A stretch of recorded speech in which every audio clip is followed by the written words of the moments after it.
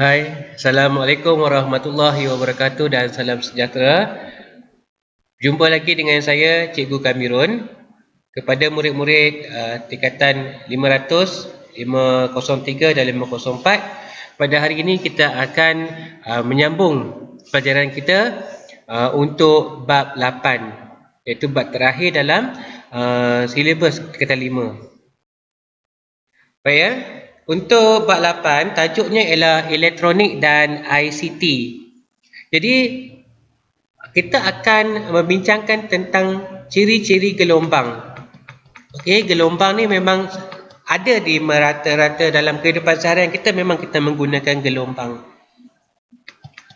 Secara asasnya terdapat dua gelombang, iaitu gelombang mekanikal dan gelombang elektromagnet. Okey, jadi cikgu terus bawa kamu kepada perbandingan. Apakah perbezaan antara gelombang mekanikal dan gelombang elektromagnet ni? Dan secara tak langsung kamu dapat lebih memahami tentang ciri setiap gelombang, setiap jenis gelombang. Okey, tentu kamu pernah dengar tentang gelombang bunyi. Jadi gelombang bunyi memerlukan medium ataupun memerlukan perantaraan sebelum bunyi untuk membolehkan bunyi itu dihantar dari satu kawasan ke kawasan yang lain, kan? Okey. Begitu juga dengan gelombang air. Okey, gelombang air juga memerlukan medium ataupun memerlukan zarah-zarah yang bergetar. Okey? Macam ni. Okey? Sementara itu gelombang cahaya, gelombang radio, dia tidak sama seperti gelombang mekanikal. Okey, kerana gelombang cahaya dan gelombang radio adalah gelombang elektromagnet. Okey, tidak memerlukan medium perantaraan, tidak memerlukan getaran-getaran medium. Okey? Sebab dia dihasilkan oleh ayunan medan magnet dan medan elektrik. Okey ya. Jadi kita tengok perbezaan pertama. Gelombang mekanikal seperti gelombang air dan gelombang bunyi dihasilkan oleh getaran zarah. Maksudnya mesti ada zarah, mesti ada jirim. Okey. Tetapi untuk gelombang elektromagnet tidak memerlukan getaran zarah. Sebaliknya dia dihasilkan oleh ayunan medan magnet dan medan elektrik. Okay, boleh tulis salah satulah, dihasilkan oleh ayunan medan magnet, dihasilkan oleh ayunan medan elektrik. Yang kedua, perbezaannya, gelombang mekanikal seperti gelombang bunyi dan air tidak memerlukan medium untuk bergerak. Ini bermaksud gelombang mekanikal seperti gelombang bunyi tidak boleh bergerak dalam vakum, kerana vakum tidak mengandungi sebaran jirim, tidak mengandungi jirim ataupun hampir tidak mengandungi sebaran jirim, hampir kosong. Untuk elektromagnet pula, disebabkan gelombang jenis ini tidak memerlukan medium untuk bergerak, jadi gelombang elektromagnet boleh bergerak dalam vakum. Jadi cuba bagi contoh, bunyi yang berlaku di matahari tidak dapat didengari oleh kita, walaupun di matahari sering berlaku letupan-letupan yang amat kuat.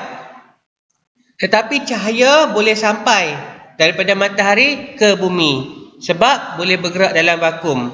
Okey, jadi kita lihat ciri-ciri contoh-contoh untuk gelombang mekanikal. Okey, mekanikal, yang ini gelombang elektromagnet.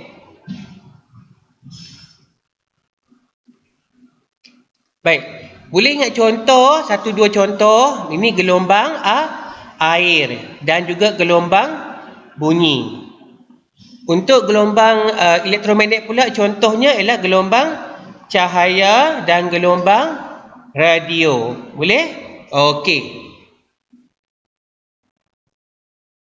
Kita tengok aktiviti ini. Jadi aktiviti ini cikgu sediakan untuk kamu recall balik maklumat tadi.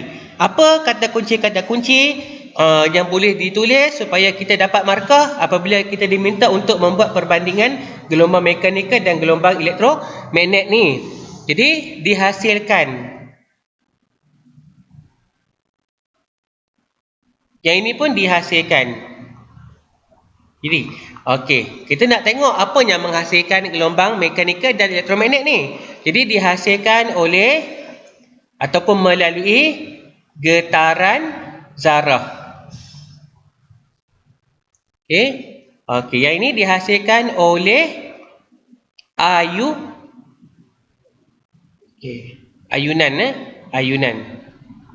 Ini cikgu betulkan dulu, cikgu salah tarik, salah tulis.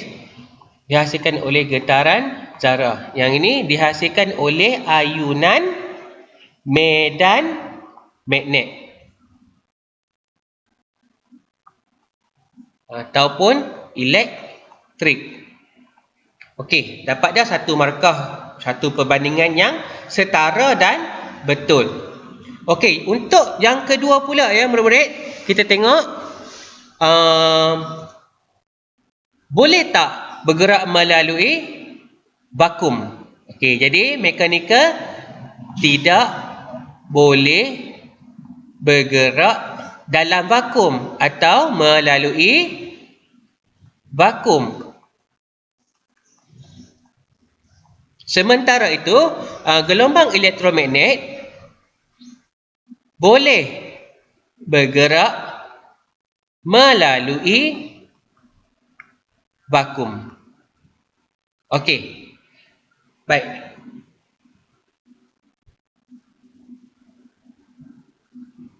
Okey. Kemudian, kita juga boleh pisahkan ciri tadi tidak boleh bergerak melalui vakum memerlukan medium perantaraan seperti pepejal, cecair dan juga gas. Yang ini tidak memerlukan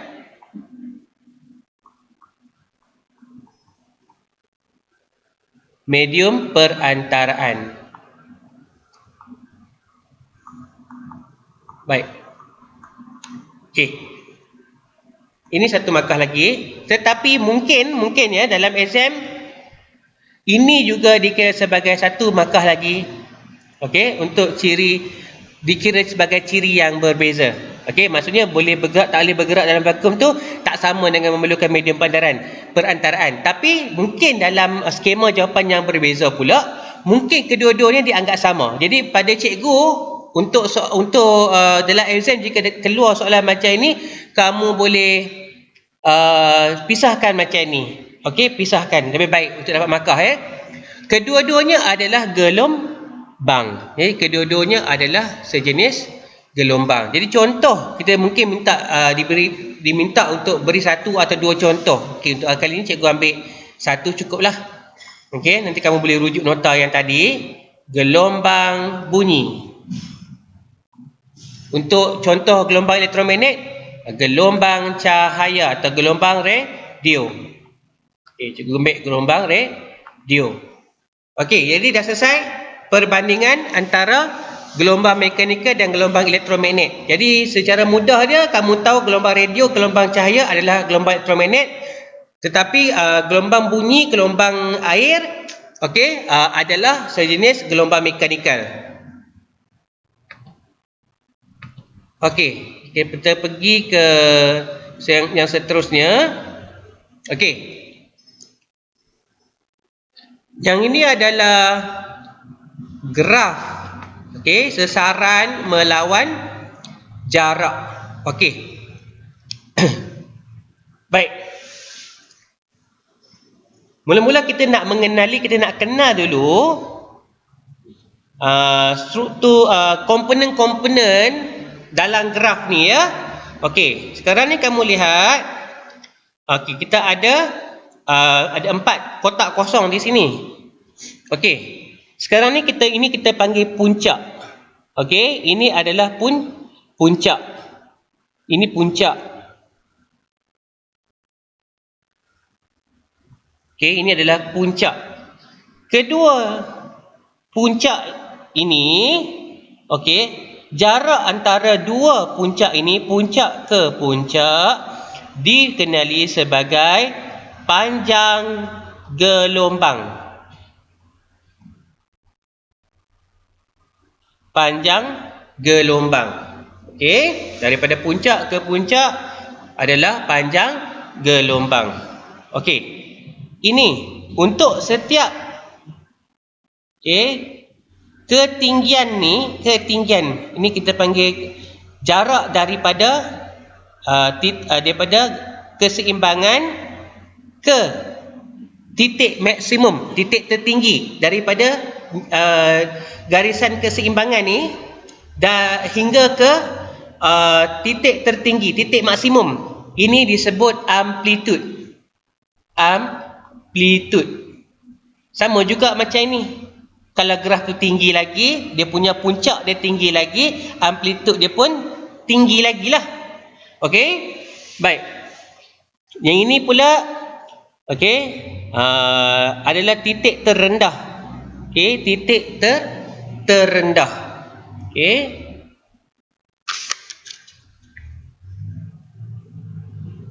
Yang ini kita sebut lembangan. Lembangan. Okey. Titik terendah. Okey, sama juga macam ini. Ini titik terendahnya. Jadi ini pun juga lembangan. Okey. Dan apa yang dimasukkan dengan satu kitar lengkap? Satu kitar lengkap. Okey, satu kitar lengkap. Dari sini tengok dari sini. Okey, tengok cikgu naik. Okey, turun. Okey, dan naik semula. Okey, ini adalah satu kitar lengkap. Maksudnya frekuensinya sama dengan satu dah. Okey, frekuensi. Maksudnya ada berapa set ini? Setiap set ini, setiap set naik, turun dan naik balik ni, naik, turun dan naik. Ini adalah satu kitar lengkap. Menunjukkan bilangan frekuensi. Jadi kalau macam ini, satu. Frekuensi dia satu. Kemudian dari sini pula dua. Maksudnya frekuensi ni dua. Frekuensi ni kita kira berapa kitar lengkap. Kitar lengkap macam mana nak tengok? Tengok bentuk ni. Okey. Bentuk ini. Okey, dari naik, dia naik, dia turun, dia naik balik. Ini satu kitar lengkap. Maksudnya frekuensinya satu. Okey.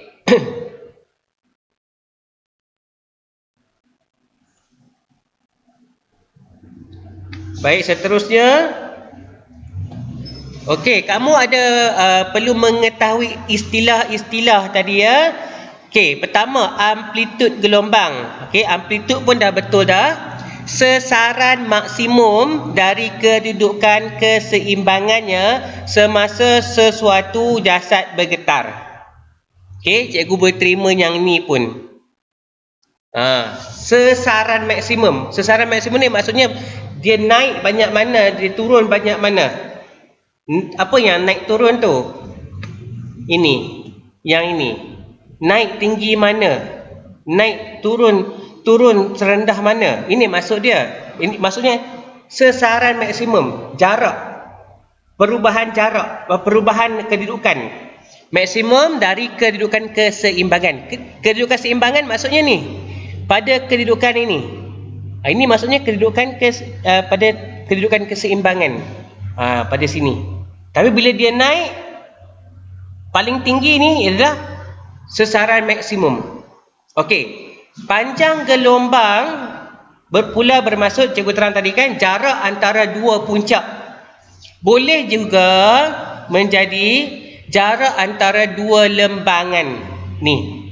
Sini sampai sini pun boleh. Sini puncak ke puncak ataupun lembangan ke lembangan. Nanti kita akan tengok contoh ya. Okey. Ini juga panjang gelombang. Panjang gelombang. Dari sini sampai sini. Kata sini 5, 10, 15, 20. 20 lah macam tu. Okey. Seterusnya, frekuensi gelombang, bilangan getaran lengkap yang dijanakan dalam satu saat. Getaran lengkap ataupun kitar lengkap tadi, ini bilangan set ini. Berapa set ini ada dalam graf, dalam soalan. Kira. Tapi untuk satu saat. Okey, berapa? Kata sini dia tulis satu saat, untuk satu saat. So, kiralah ada berapa kitar lengkap ini. Okey, nanti kita ada soalan juga ya. Okey. Baik, seterusnya ialah laju gelombang. Berapakah jarak yang dirambatkan? Okey, jarak yang dilalui oleh gelombang dalam masa satu saat. Baik. Jadi ini adalah istilah serta maksudnya. Kamu perlu tahu istilah. Maksudnya memang elok kalau kamu ingat. Gunakan bahasa yang termudah tapi betul. Okey? Tapi jika kamu mengalami masalah untuk ingat, jangan ambil masa yang terlalu lama untuk menghafal maksud ni, sebab peruntukan markah tu tidaklah terlalu tinggi. Okey? Seterusnya kita ada aktiviti. Baik. Ini adalah sesaran. Okey, berapa banyak dia tersesar. Jadi ini titik maksimum. Ini titik maksimum. Jadi kita tahu Q ni ialah apa? Kalau daripada keseimbangan hingga ke titik sesaran maksimum. Jadi ini adalah amplitude. Okey, jadi senang cakap, kalau tengok amplitude ni dia ada kaitan dengan tinggilah. Okey, tinggilah. Dia ada kaitan dengan ketinggian graf tu. Ingat tinggi, jadi itu amplitude. Bagaimana pula P? Puncak ke puncak. Jaraknya puncak ke puncak. Jadi kita tahu puncak ke puncak ni apakah P? Dia minta kenal pasti. Jadi P ni bukan bagi nilai, tetapi apakah P? P ialah panjang gelombang.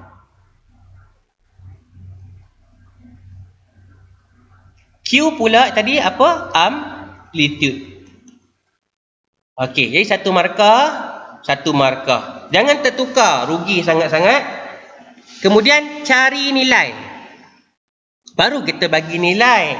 Okey, amplitude ni tengok senang sangat-sangat. Okey, daripada graf 1, 2 tertinggi ni. Ambil pembaris. Letak sini. Bagi sama. Letak pembaris, ukur. Okay. Daripada mata kasar pun kita tahu kan. Jadi dia adalah 2. Nak tulis 2 meter pun boleh sebab ukuran dalam meter. Kemudian panjang gelombang. Macam mana kita nak tahu panjang gelombang? Jadi kita boleh tengok graf balik. Okey. Jarak antara satu puncak ke satu puncak ataupun dari satu lembangan ke satu lembangan. Jadi mula dari sini 5. Okey, 5, 10, 15. Okey, 15 dan 20. Okey.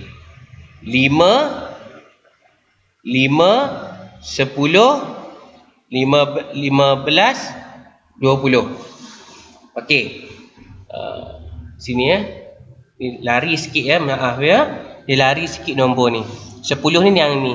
5 yang ni, 10 yang ni, tengah-tengah ni 15. Kemudian 20 tu yang ni. Jadi daripada 5 hingga 25, kita boleh kira cara ni 1, 2, 3, 4, 5, 10, 15, 20. Atau kita boleh kira menggunakan kaedah tolak. 25 tolak 5. Jadi jawapannya 20. Okey, nak tulis unit ataupun tak tulis pun tak apa. Okey. Baik. Kita lihat. Okey, sesaran dan ini adalah masa kan? 1 saat. Dalam 1 saat ada berapa complete wave? Ada berapa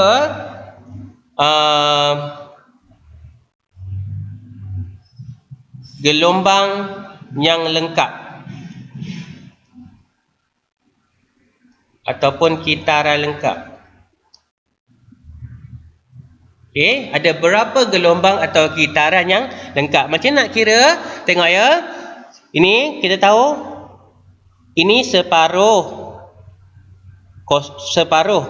Ini lengkap 1. Ini 1. 1. Okey, lepas tu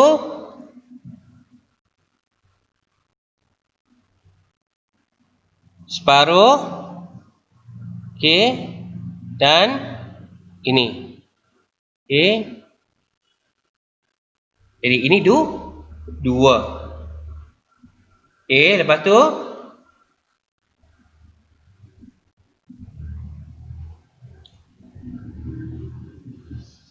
separuh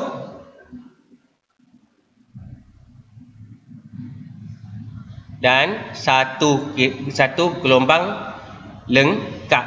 Okey, jadi ini dah 3. Dah 3 gelombang lengkap, 3 getaran lengkap, 3 kitaran lengkap. Okey, kita pergi lagi. Tak habis lagi. Okey.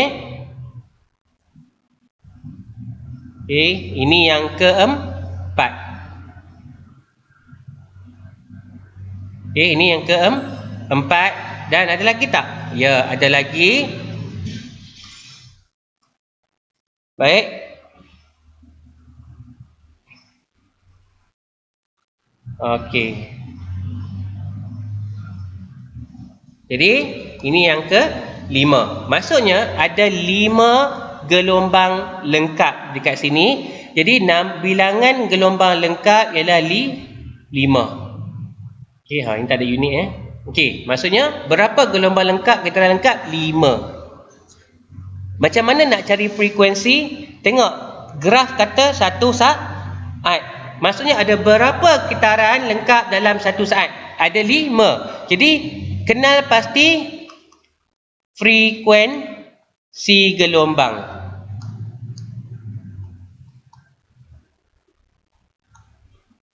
Jadi, dia sama dengan berapa bilangan getaran lengkap. Jadi, jawapannya ialah 5 juga. Jadi, frekuensi gelombang ialah berapa bilangan gelombang yang lengkap dalam 1 saat. Okey?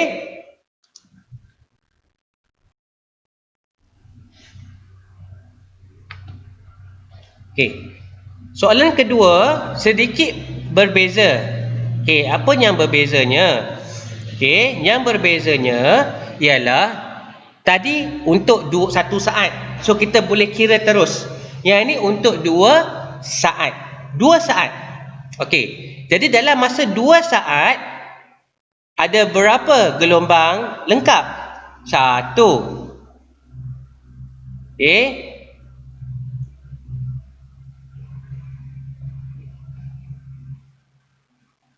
Okey. 2 gelombang lengkap. Okey. Ada 3.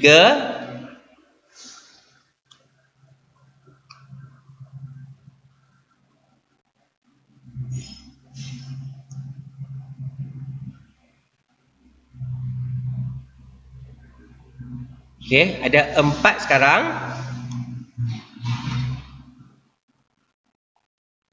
Dan akhir sekali ada 5. Okey, 5. Jadi ada 5 gelombang lengkap. 5 kitaran lengkap, getaran lengkap. Boleh tak kita tulis berapakah bilangan gelombang lengkap dalam satu saat? Perhatikan di sini dia berikan untuk 2 saat. Dalam 2 saat ada 5 getaran lengkap, 5 gelombang lengkap. Jadi 2 saat 5 gelombang lengkap. Jadi kalau 1 saat berapa gelombang lengkap? Ya, 5 bahagi 2. Okey, dapatlah 2.5. Jadi jawapannya 2.5. Okey, 2.5 bilangan. Berapakah frekuensinya? Berapakah frekuensinya? Jadi frekuensi bergantung kepada berapa bilangan gelombang lengkap dalam satu saat. Jadi jawapannya ialah 2.5. Boleh? Okey.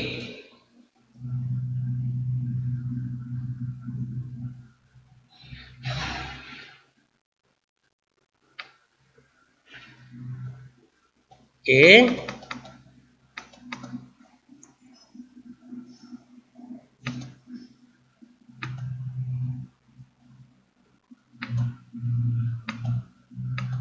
Okey, jadi ini adalah formula.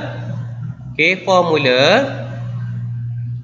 untuk ataupun rumus untuk menunjukkan hubungan antara halaju gelombang, berapa cepat gelombang tu bergerak, frekuensi gelombang dalam satu saat ada berapa getaran ataupun gelombang yang lengkap, dan juga panjang gelombang, jarak puncak ke puncak yang seterusnya.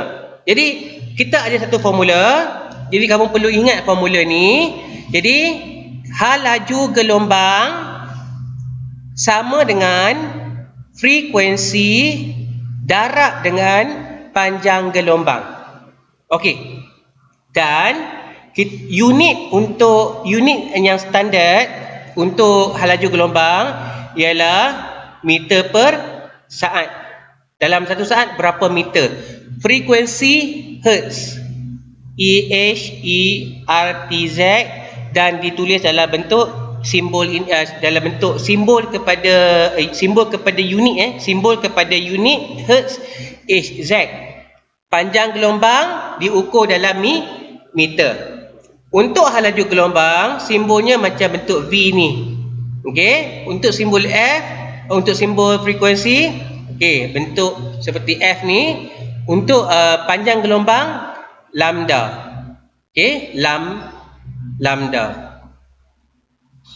Okey, lambda bentuk ini. Ini panjang gelombang, ini frekuensi, ini hal laju gelombang. Baik. Bila kamu dah tahu ada formula, jadi kamu boleh kira mana-mana nilai yang diminta dalam soalan. Okey, jadi kita pergi ke soalan. Kita tengok dulu soalan. Baik. Satu gelombang mempunyai panjang gelombang. Maksudnya panjang gelombang lambda dia. Lambda dia 2.5. Okey, 2.5. Panjang gelombang 2.5. Frekuensi 50. Kira hal laju gelombang. Berapa V dia? Berapa hal laju gelombang dia? Jadi tekan kalkulator. Hal laju gelombang sama dengan frekuensi darab panjang gelombang. 50 darab 2.5 dapat 125. Unit terpulang. Kalau rasa yakin tulis unit. Kalau tak yakin tinggalkan unit, tulis nombor sahaja. Jika kamu silap tulis unit, dikira salah. Okey, kalau kamu silap, kalau kamu betul dapatlah markah. Okey, boleh ya? Kita tengok contoh lain pula. Nak mengingat. Okey. Formula ni penting. Okey. Jadi kita tahu halaju gelombang sama dengan frekuensi gelombang darab dengan panjang gelombang. Okey, cikgu tulis G ni sebagai gelombang. Okey. Jadi aktiviti pertama, tulis formula untuk panjang gelombang. Jadi panjang gelombang sama dengan halaju bahagi frekuensi. Kita guna kaedah matematik mudah. Frekuensi bahagi panjang gelombang, okey, sama dengan halaju bahagi dengan frekuensi. Okey, betul. Mungkin ada yang perasan cikgu silap tadi kan? Okey. Panjang gelombang ialah halaju bahagi frekuensi. Tak bawah. Okey. Halaju bahagi frekuensi. Okey. Panjang halaju gelombang sama seperti formula, sama dengan frekuensi darab dengan panjang gelombang. Okey. Untuk frekuensi sama dengan halaju, okey, bahagi panjang gelombang.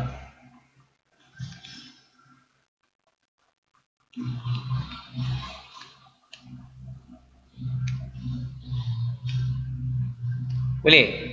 Okey.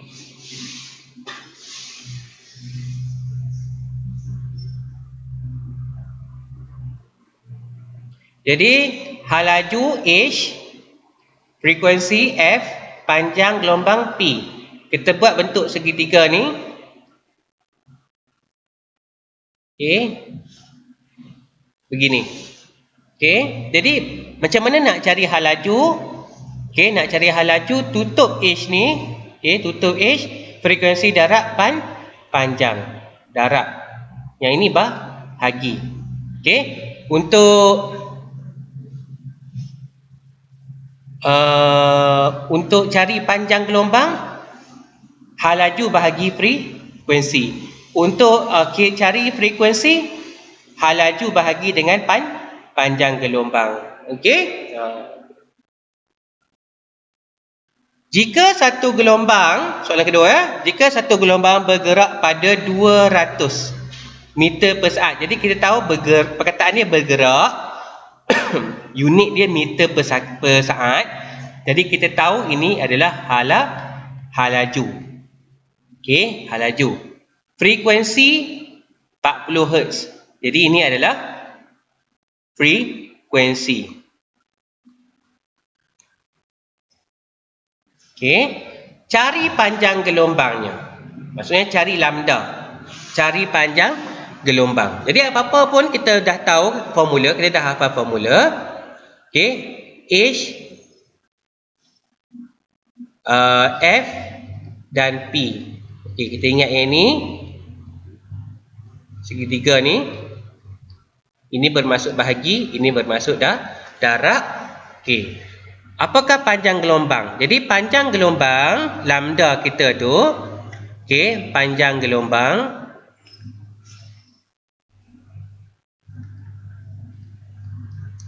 sama dengan halaju gelombang bahagi dengan frekuensi gelombang. Okey, jadi frekuensi kita tadi berapa? Frekuensi halaju 200. Tak payah tulis ini tulis 200, frekuensi 40. Tekan kalkulator, walaupun kamu tahu jawapan, kamu tekan juga kalkulator. 200 bagi 40. Jadi jawapannya 5. 5 meter. Okey? Kalau tahu unit, tulis unit.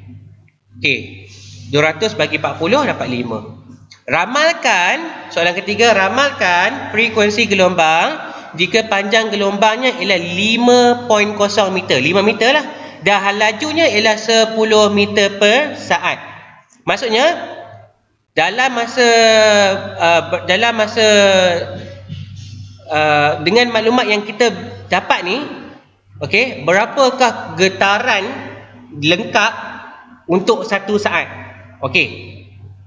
Jadi untuk 1 saat, untuk frekuensi,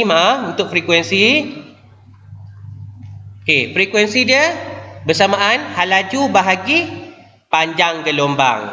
Jadi tulis. Biasakan tulis, sebab bila kamu selalu tulis, kamu ini adalah satu bentuk latihan untuk kamu. Okey, kamu menulis formula.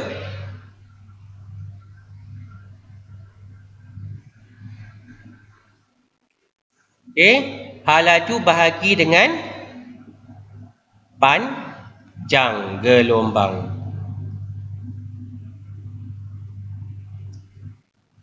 Bahagi panjang gelombang. Jadi hal lajunya ialah 10. Ni hal lajunya 10.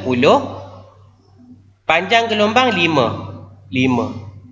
Jadi nilai 10 bagi 5 2. Okey, 2. Nak tulis unit, tulis exact ataupun hertz. Maksudnya dalam 1 saat ada 2 getaran lengkap. Itulah maksud frekuensi ya. Okey. Itu saja untuk kelas hari ini. Kita akan sambung dalam video yang kedua pula untuk mempelajari tentang gelombang radio dalam spektrum elektromagnet. Okey. Hingga bertemu lagi. Assalamualaikum warahmatullahi wabarakatuh dan salam sejahtera.